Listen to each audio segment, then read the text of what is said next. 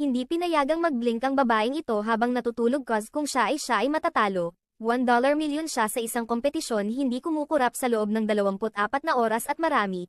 Near record siya at siya ng mga reporter buong araw ay nasa live na telebisyon siya. Higit 16 na niyang pinipigilan ang pagpikit niya mga oras na nagluluto siya binuksan niya ang isang mainit na palayok at dumampi ang singaw sa kanyang mga mata ngunit nakapikit pa rin siya nang wala. Pagsara sa kalye ng isang bisikleta ang muntik ng matamaan her but she luckily held her eyes open hinawakan ni Kid ang lobo niya malapit sa kanya at natatakot siyang sumabog ang lobo. Pero out of nowhere may bulang tumama sa ulo niya this time muntik na siyang pumikit pero from ang video replay ay nagpakita na ang kanyang mga mata. Bahagya pa itong nakabukas ngunit nakalimutan niya na imposibleng hindi kumurap habang bumahing pero from the replay sila. Nakita kong nakabukas ito ng 2 milimetro ngunit nang siya ay nakabukas ilang sandali pa bago manalo kumain na siya a chocolate bar at napagkamalang isinara siya mata habang ninanamnam ang tsokolate ang buong reporters ang nanood pagkabigo at nagtaka ang mundo paano lasa